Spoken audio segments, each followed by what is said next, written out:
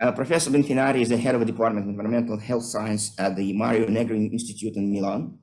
He's been a scientist in Stanford back in the 80s, where he also collaborated with Berkeley. Professor coordinates 21 European projects and participated in more than 50 projects in total. He's a main developer of Vega, Toxread, Janus, and other in silico platforms used by the European regulatory bodies. Research interests relate to toxicological, etotoxicological, and environmental properties of substances, risk assessment, prioritization of chemicals, and identification of safer substances. Professor authored and co-authored on more than 500 papers in international journals and edited several books. He organized several prominent conferences, including CTAC and QSR 2014. Professor, the floor is yours. Thank you. Thank you very much. I want to thank the organizer. I see a lot of people, so this is a really successful event, in particular considering the time. So I'm been asked to speak about models and regulations. So it's a challenge after such a brilliant presentation previously.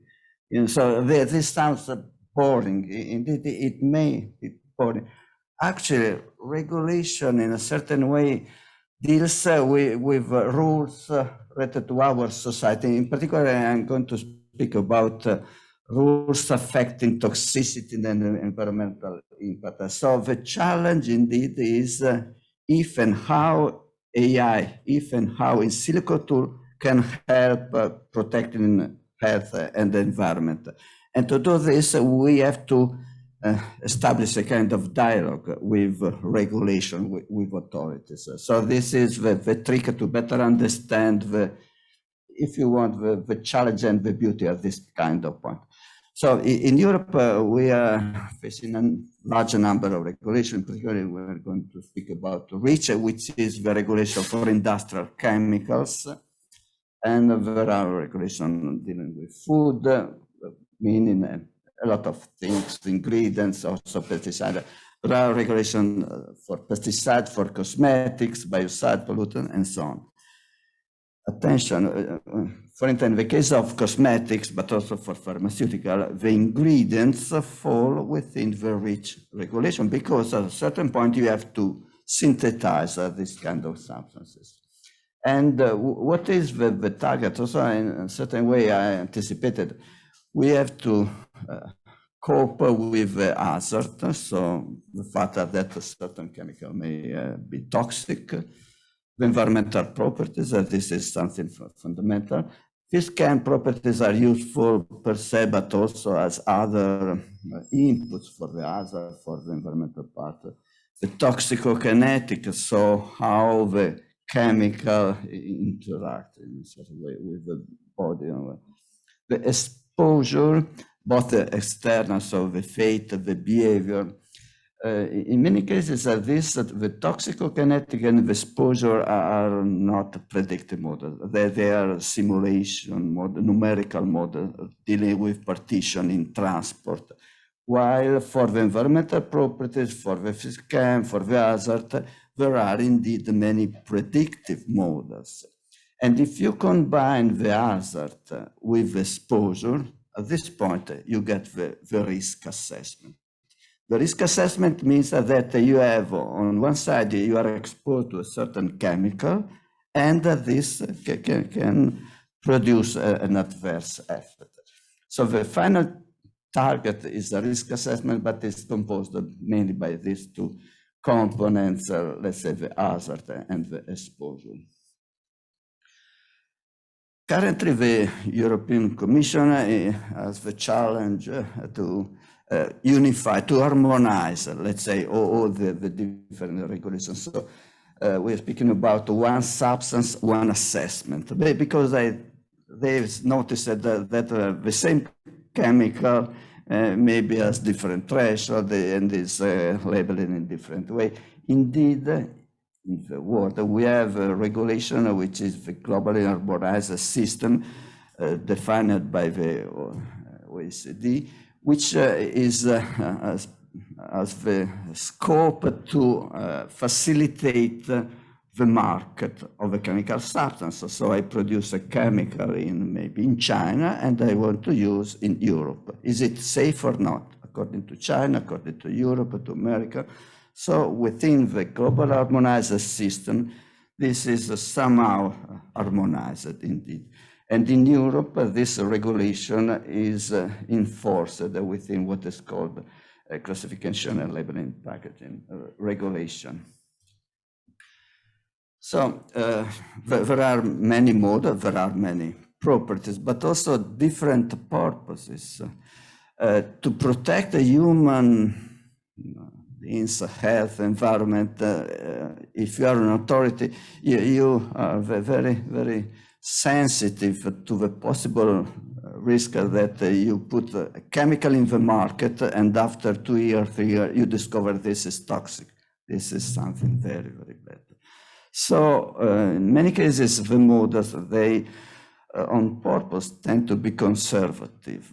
On the other side, if you are industry, this means that you will kill this chemical, which may have advantages.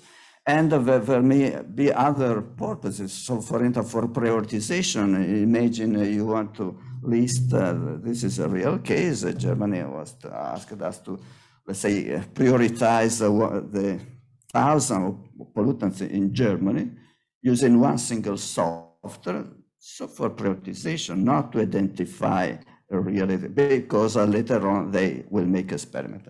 So there are different purposes and so different models. Regulation for cosmetics, as you know, in Europe it is forbidden to test a substance with animals. So if you want, only in silico or in vitro models, no, in vivo. On the other side, for pharmaceutical, of course, we want to be safe, so the substance with pharmaceutical have to be tested on animals. And in between, there are the other regulation for chemicals, for food, where in a certain way they are open, interested in silico model, for instance, but yeah, we would say not always. And then in silico can be used for periodization according to certain regulation. Ricerche, they cover about 50 different properties, with chem, environmental, ecotox, so fish, daphne, and so on, animals, and human tox. And there are different properties to be evaluated depending on the tonnage of a chemical on the market. If it is more than 1 ton, if it is more than 1,000 tons, at this point you need everything. And in silico model, or they speak about the QSAR, they can be used as a case study or within a weight of evidence approach. Weight of evidence, if you are interested, I suggest to read this guidance, EFTA guidance, because indeed we have seen there is the problem that each individual model is partial, and surely we will never capture everything. So in a certain way, the possibility is to use multiple perspectives, use multiple models if you want. Also use multiple data from multiple sources, in vivo, in vitro, omics, epigenetic, whatever. And so how to merge this heterogeneous data? And they say, okay, you have to gather all the information, evaluate individually, and then integrate. Apparently it's simple. And how to integrate? You should keep into account the relevance of the individual line of evidence, the reliability, and the level of agreement between multiple lines of evidence. And in particular, in the case of in silico models, we try to, with EFSA authorities for the cosmetics, we try to identify kind of a strategy. So there are different ways to integrate multiple models, at least this common algebraic voting methods, weighting, hybrid models, learning, and expert-based. There are some possibilities. Algebraic are very easy to imagine. You can play with numbers, majority vote, unanimity, worst case, or whatever you want. weight, and you can assign a weight because you say, okay, I prefer this model for a certain reason. So it means that you are able to identify the reliability of a certain prediction. In the other case, I don't know, and they are all the same level. Here, you have to evaluate the uncertainty on the individual model.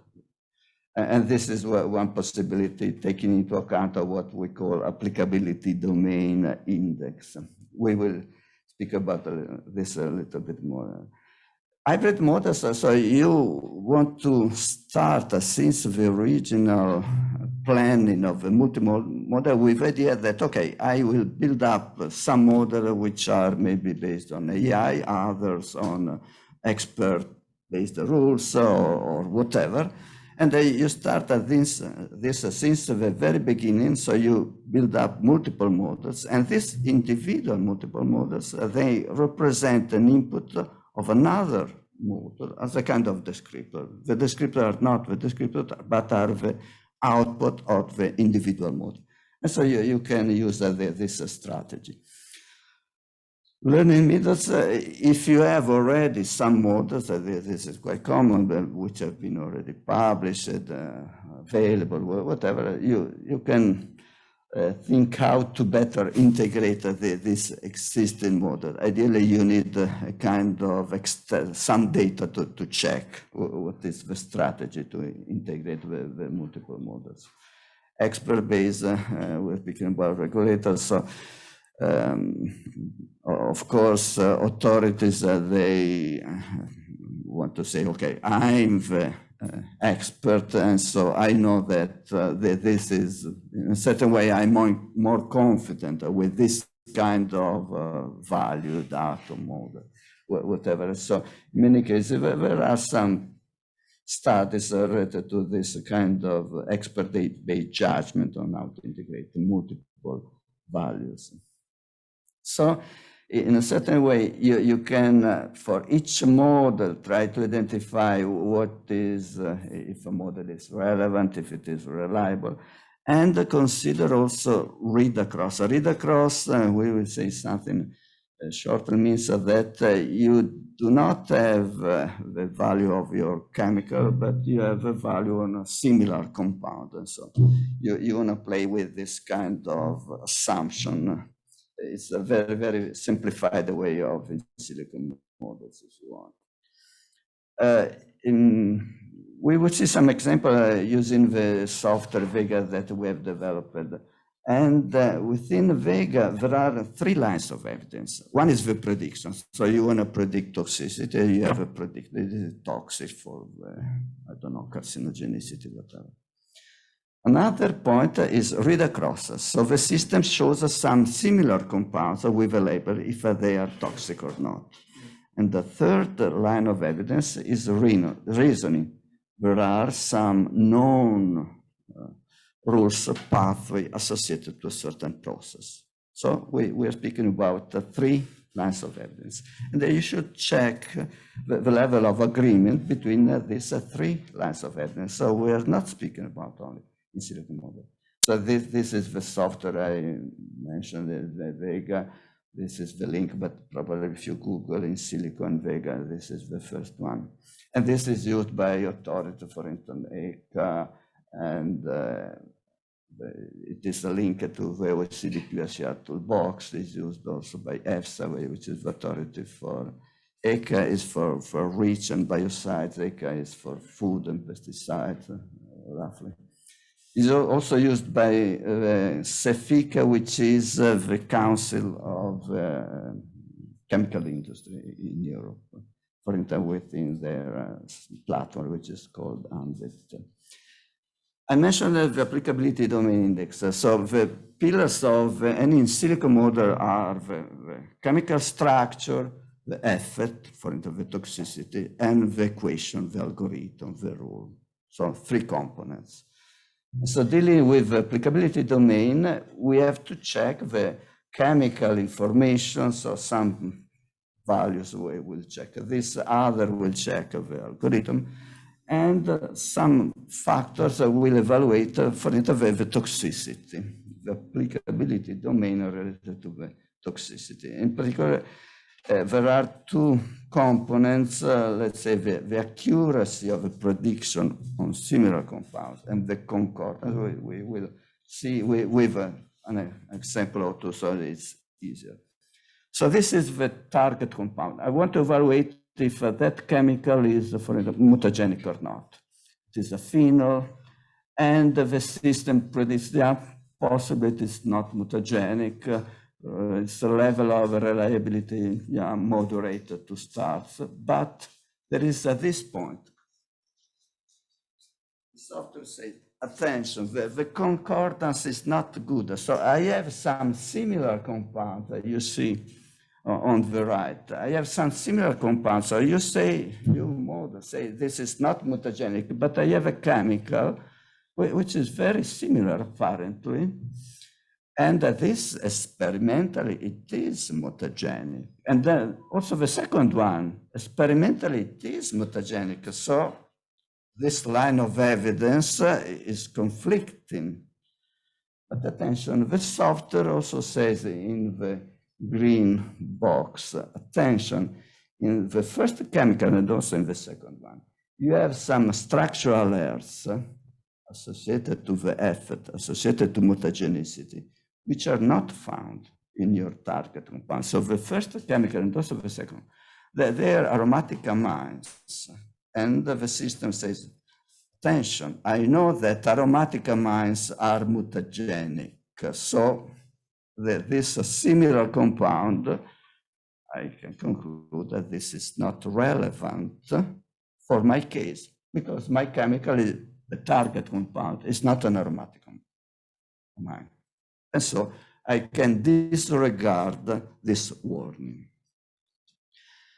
And so, speaking about the weight of evidence, or assembling different line of evidence, read across, let's say the silico model is more reliable actually, because at this level of concern is somehow not so important in our case. And the read across, in this case, the first and the second chemicals, so aromatic amines, so I should avoid them. The other two were phenols, and so they were relevant for me. And the reasoning about the mechanism has been used to skip some similar compounds. And so there are some elements of warning which have been identified, indicated by Vega. Let's take another example. So this chemical, this is predicted non-mutagenic. And here in Vega, we have a kind of, we have 4 models. So individual model, and then we have a model I shown the equation that somehow integrates the results of the 4 models. So each individual model says it is not mutagenic. The reliability is not optimal. In particular, the first case, it's a low reliability, and then the other case, it's moderate. But anyhow, all of them clearly state it is not mutagenic. And so overall, considering the prediction, I can conclude it is not mutagenic. But if I look at the first model, with low reliability. So this was this is the cover, predicted not mutagenic, and then I see again the chemical, the most similar, the number 1, number 2, they are mutagenic. Well, what do I have here? I have some aromatic rings, some other rings which are not aromatic, with oxygen, 2 oxygen and the nitrogen. And I have the same elements here. So I have aromatic rings and other rings with nitrogen and oxygen. And the first one and the second one, they are mutagenic. I have no idea, honestly, why. But I cannot disregard this clear information. So if I was able to say, look, this is the reason why chemical 1 is toxic and your target compound is not toxic. But if I'm not able to discriminate, to explain this, honestly, I cannot conclude that the target compound is safe. So based on, in this case, on line of evidence of some experiments on similar compounds, which I am not able to distinguish the similar compound with my target, to me, they are indeed quite similar. So this is the results of Wegeler stating, look, there are some issues. In this case, I'm not able to solve the issue. And so read across prevails. And the in silico, and I am not able, based on read across, to exclude this. In silico model, unfortunately, I cannot use. I don't trust on them. And so the elements of warning related to read across from Wegeler in this case indicate a conservative strategy, let's say. Speaking about risk assessment, I said that to get risk assessment, we need exposure and hazard. And so the Vermeer software, in a certain way, combined these two. And we have some models which are, let's say, for specific exposure scenario, for in the case of food contact material. There is the Vega models which indicate the adverse effect, and the Merlin Expo model, which is used to evaluate the exposure. So food contact material means that we are drinking water and so on, which is in a plastic bottle or the pizza or whatever. And there may be migration. Surely there will be some migration from a container.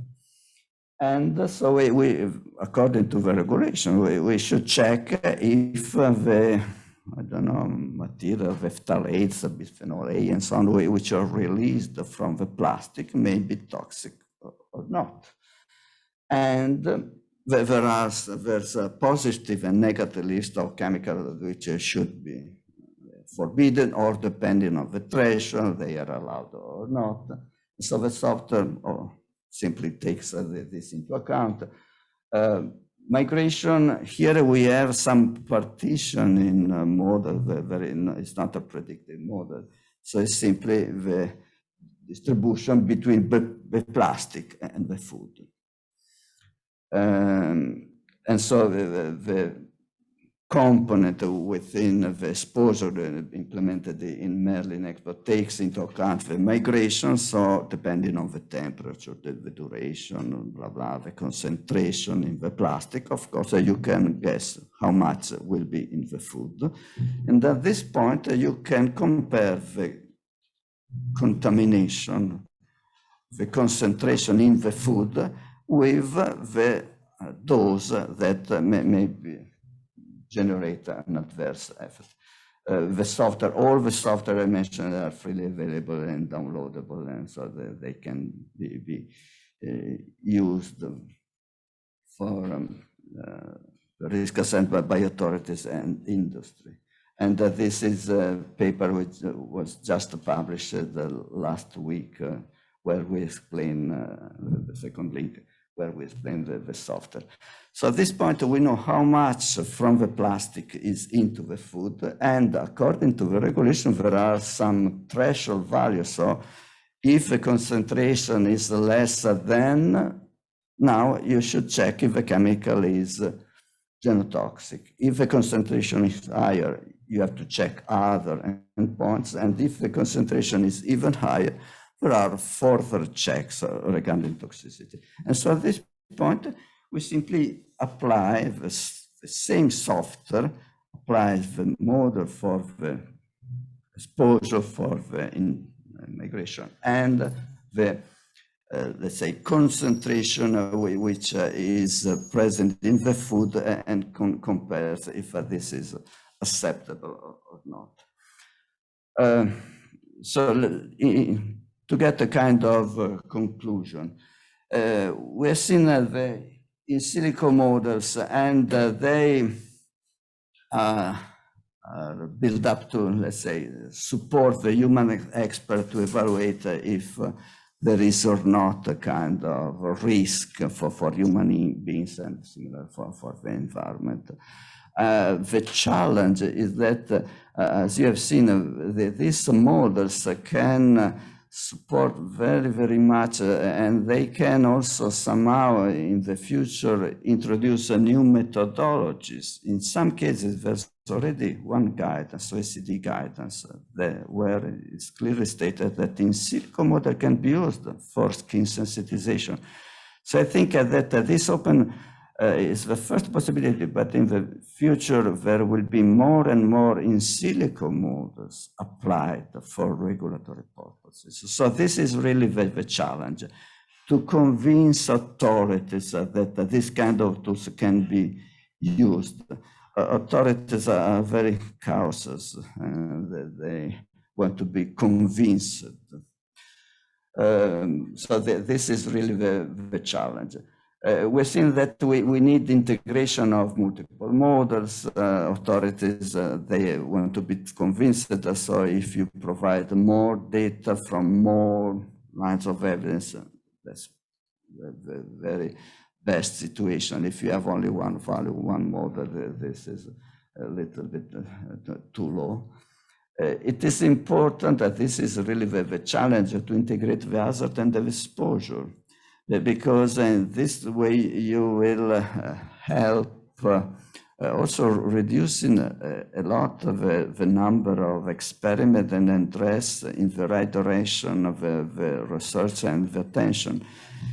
Joined to the Vermeer model, we have another software which is called the Tox Eraser, which suggests candidates, substitutes, safer chemicals to be used, for instance, for food contact material or in cosmetics, which is something similar to what has been previously discussed.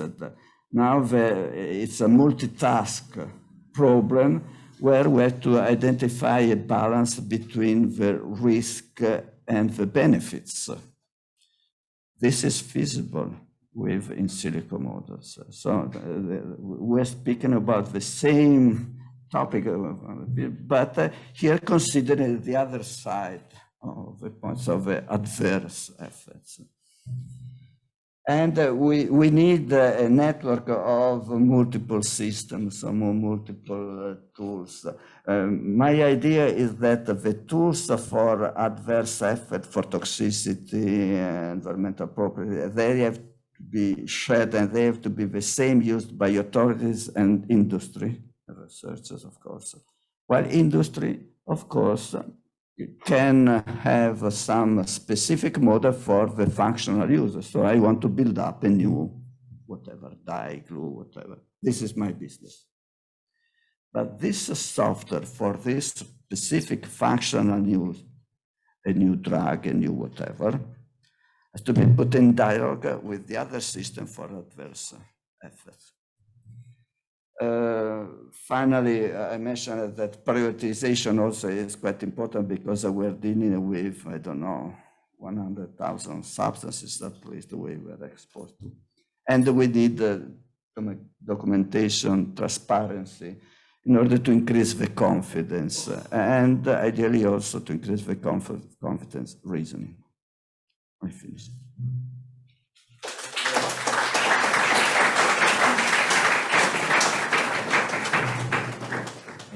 Insightful presentation. Now time for questions, please. Yes, thank you very much for this very insightful talk. I really liked it. What my question is about this molecular similarity. I mean, the molecular similarity always depends on the other side, what the molecule is looking at or what the target is looking at the molecule. So when we think about toxicity, as always being initiated by a molecular initiating event. How can you comment a little bit on this big dilemma that we have here between this similarity estimation on one side, the molecular initiating event, this read across, etc. Yeah, indeed. This is very it's a big problem. As you know, similarity is not an objective property of a chemical. It's always a relationship between two.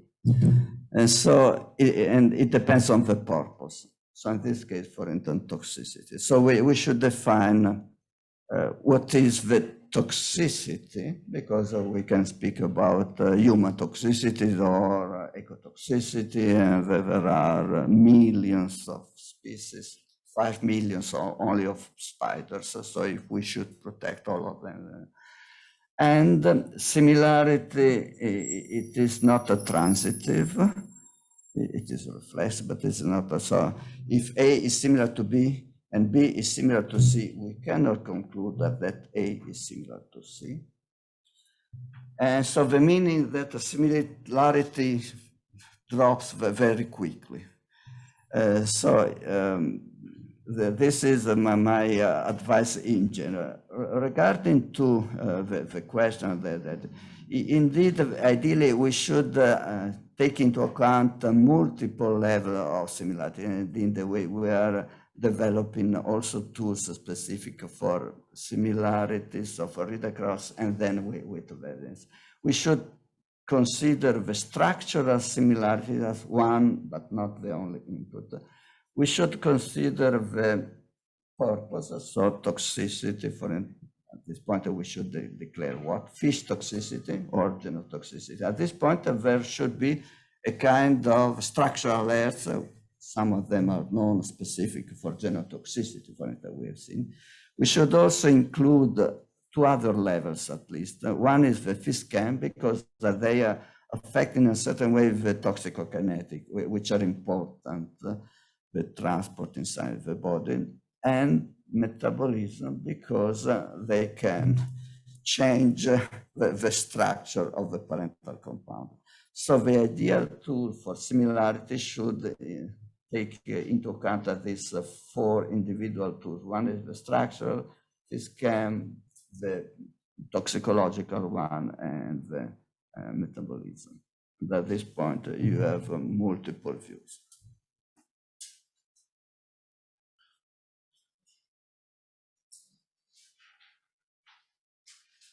Just a short question. May interpretability of those in silico model help to persuade those authorities to accept these models? Yeah, the trick is to provide a level of reasoning. I have a previous speaker who mentioned about the paradox of the wine. We have another paradox of authorities. I hope there are not so many authorities here in the audience, but they want to, they believe much more on their level of understanding, so that in case of dispute, they can say, okay, look, I've taken this decision because it is known, based on a paper or what, that this is toxic for this, compared to some in silico models. And the paradox is that in some cases, in silico models are more predictive than the current level of human knowledge. So this is a kind of paradox. So if I want to, do I want to protect the human population, or do I prefer to be more reassured about my level of understanding and interpretation? So I understand that this is an issue, this is a critical choice. But ideally, in order to convince regulators, we need both the powerful of the prediction and the level of explainability. At this point, we could combine both of the pillars, I would say. Toxicity is a multifactorial property, as you mentioned. And which aspects of toxicity, which kind of toxic effect are most difficult to predict right now? I'm asking because we have a wonderful group of young chemoinformaticians here. What should they focus on? Yeah, the most difficult one are the chronic effects, for instance, the developmental toxicity and reprotoxicity, particularly for in the case of 2 generations. Here we're not speaking about the effect on the in single individual, but in the 2nd generation. And so the difficulty, this is one example, carcinogenicity is a little bit easier, but probably this is the most difficult one because of the complexity of the phenomena, not only related to the individual, but to the population. So maybe the individual is safe, but it's not fertile. And so it's the population issue. And also the other difficulty is the lack of data. If you want to build up a model, you need some data. But this kind of experiment may cost maybe 1 million, maybe more of euros. And so it's difficult to get. And so there are a few hundreds of samples, of chemicals.